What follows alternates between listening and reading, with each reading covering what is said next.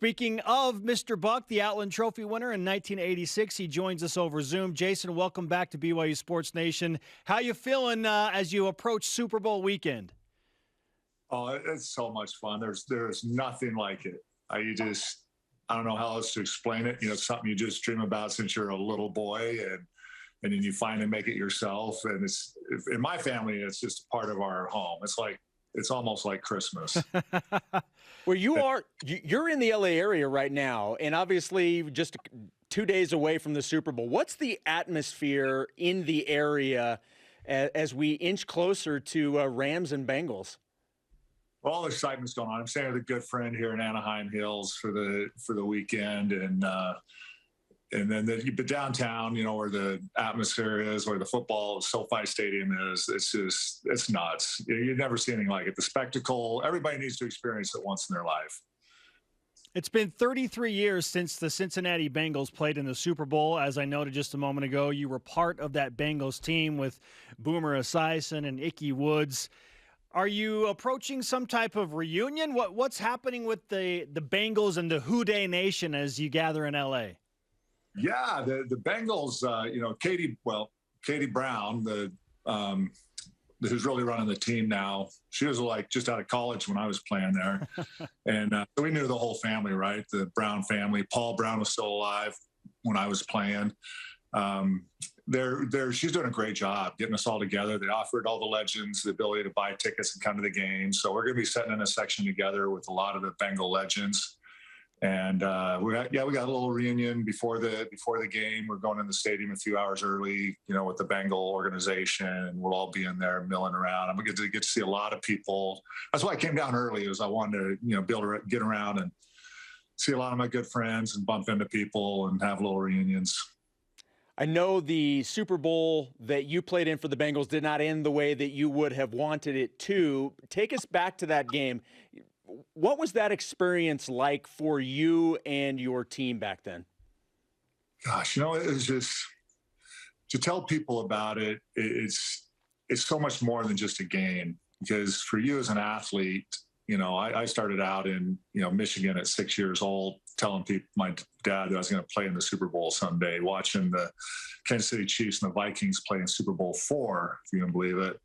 And I just always knew I was going to do it. But after that, a lifetime of hardship in my case, the way I had to go through it, and, just small towns, 25 students in a graduating class, being hated because you're Mormon and spit on and laughed at because you dared to say you'd play pro football from a little cowboy town of 25 students in a graduating class. You just, all the things you go through, right? Your life, your family, the hardships, it's all coming together. It literally is. And you think about it all week, and you go to sleep at 10 at night, and you look over at the clock and it's 2 a.m, and you're still thinking about every play and everything in your life, and it just builds. It builds up to that moment. And when I finally, as far as the Bengals in my first Super Bowl, I'm standing in that tunnel with 2 feet away from the 49ers.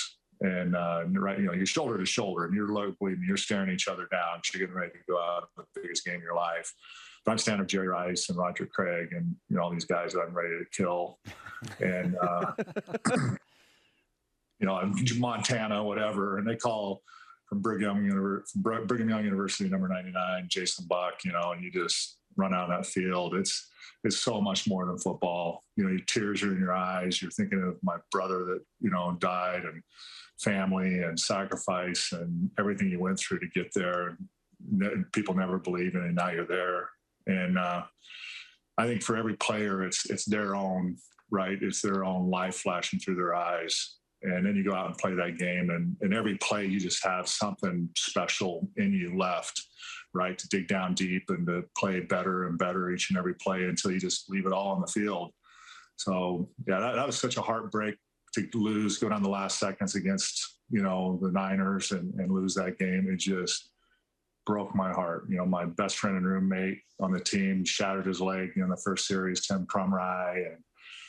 And you got frustrated because some of the players were partying the night before the game. We had one player OD the night before the game. It was a big distraction.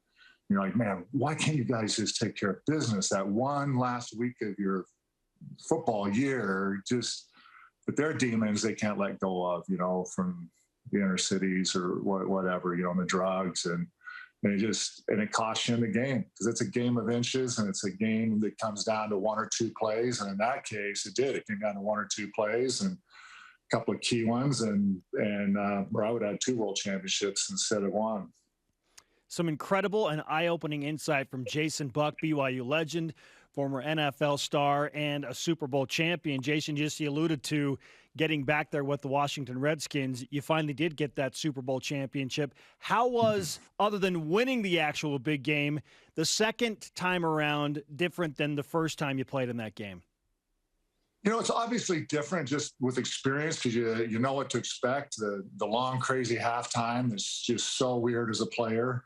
Because you're in a rhythm as a player, right? You never mess with that rhythm. How you, early groups get into the stadium and the whole ritual you do the night before the game, the day of the game, how you eat, who you let tape you, how you dress. I mean, you have your system, who you let pull your shoulder pads on, in the locker room. You're in that trance, right? Getting ready for the game.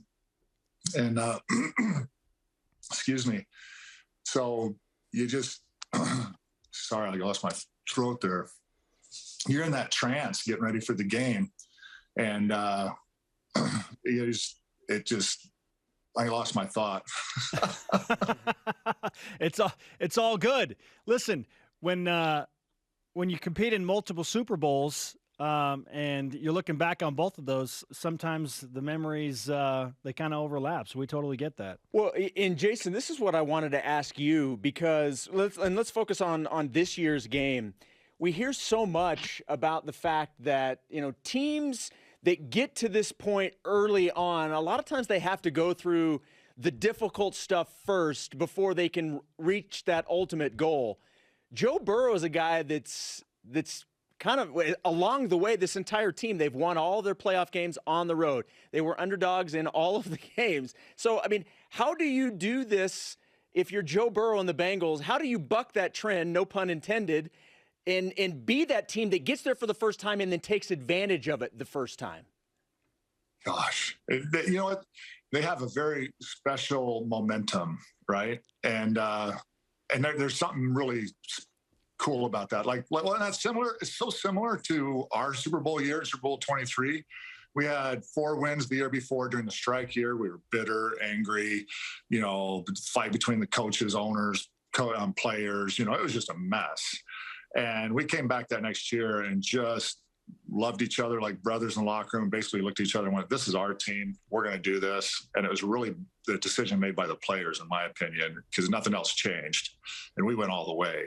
So I think they have something special like that again. I think they're, they don't have the experience. And that's what I was going to say when I lost my thought was, we talked about the Redskins. We had huge experience going to that game. And we took care of business, and Buffalo were out, partying and dinking around and showboating in front of the cameras and causing controversy and, not acting the same around town. And the Redskins were taking care of business with Joe Gibbs, and it showed in the game when, we dominated that football game.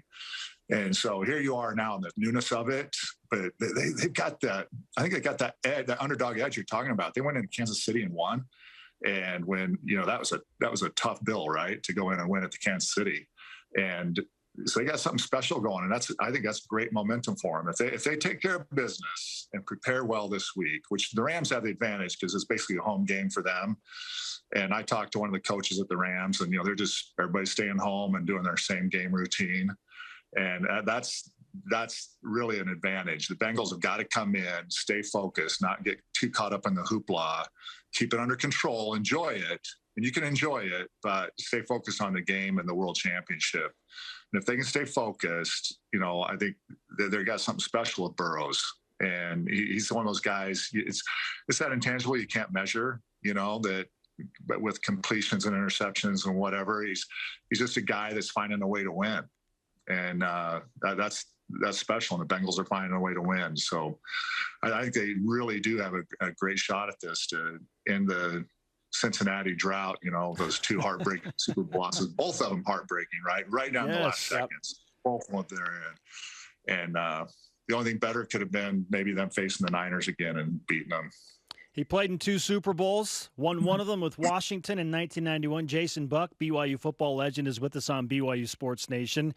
While we're talking about momentum, and I just referenced your ties to BYU football, hey, the Cougars under Kalani Sitake have something special going right now with some momentum. Back-to-back 10-plus win seasons. They are a projected top 25 team to open up 2022. Jason, what do you think of the current state of BYU football, having lived and played in a golden era when you were starring in 1985 with the likes of Robbie Bosco and company?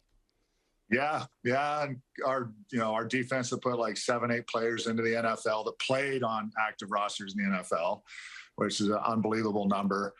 I'm really happy with where they're at. One of the big measurements, or probably the biggest measurement that I personally look for on a college team, is really not what they're recruiting. I mean, everybody gets way into the 4-star, 5-star chart now. And, are you recruiting against Alabama well out of the high school? And of course you want those 4- and 5-star athletes, but BYU just cannot do that. Because you got to go character first, athlete second at BYU. You got to recruit and project players differently. You got to be able to get the kid out of Eastern Idaho like me that'll turn into the Outland Trophy winner. You've got to recruit like that. So what you see when you look at a great team, in my opinion, is what they're kicking out the end of the pipe, meaning how many players are they putting into the NFL. And that'll tell you how they're developing players, not just how they're recruiting, right? So when I say that, one team might be able to, get more 3-star, long-term athletes, but end up with better team in the end because they're putting more. It really shows by how many they're putting into the draft and in the NFL, honestly, in my opinion. And so we were, a terrible measurement of the past was we went 15 straight years without an offensive lineman drafted in the NFL. And BYU will never be successful if they can't. BYU can recruit O-line, D-line, front 7 guys as good as anybody in the nation, right? And that's there should always be their bread and butter. And so if they're in a situation where they're not putting offensive linemen in the NFL, I don't care who's coaching, you're not doing a good job. And now you see all of a sudden BYU has a first-round offensive lineman again, and they're winning games. And they're doing great, and they're running the ball, and they're physically pounding some people. And, I just think they're back on the right track. Impey, when he was there, got that offensive line recruited in, started looking like the old offensive lines at BYU. Yeah. And now it's paying off. And now they just got to get where they can recruit defensive lines like Tom Ramage did, and start putting a lot of defensive linemen in the NFL like we always did. And they're going to be fine. I'm so excited they're in the conference. I just did not like independence. I did not. And I'm so excited they're in a conference, in a Power 5 conference. They're going to be able to, they won't lose as many 4 or 5-star guys out of Utah and the recruits they should get to like Oregon and USC. And they're going to compete way better with the big guys, which will help them, but they still need to project right, character first, athlete second, get the big front 7 guys going in the NFL, and they're going to be a great team. I'm really excited about where they're at, and this conference play is just going to be fantastic for the school all the way around. Well, and let's stay there for one more question, because as you mentioned, you've mentioned a lot how you felt BYU could not sustain independence. They had to get into a conference. What do you think of the fit in the Big 12? Oh, I love it. I love it. I'm actually, wrapping my arms around. I'm better with that than the Pac-12, because I just think the character of BYU and it fits better at the Midwest. California's closer, and that's most of the Pac-12 schools and whatnot. But hey, face it, that's very liberal central. and I just think the personality of BYU at the Midwest and those teams, there's no football like that. I'm telling you, as I've traveled the country in the NFL and college, the best football is out there in that Midwest and East and South, and people just live and die for their football out there.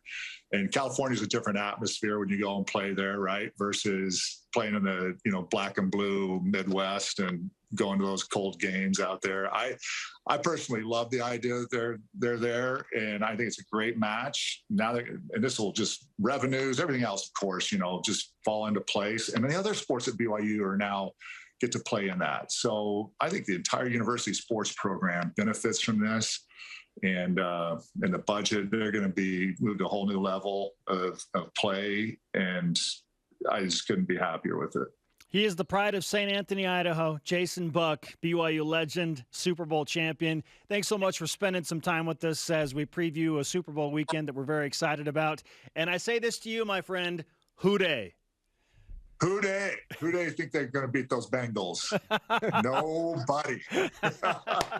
Let's go. Thanks, Jason. Get back there, man. Go Bengals. You got it. Jason Buck with us on BYU Sports Station.